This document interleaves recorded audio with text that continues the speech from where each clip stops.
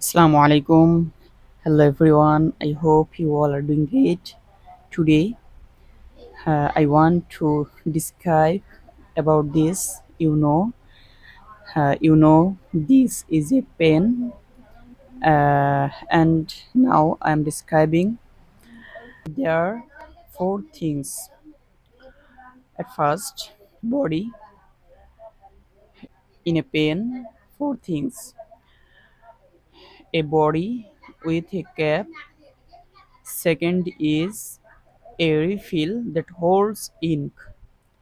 That is in the body, and third is ink that we call in Bengali kali, and fourth is a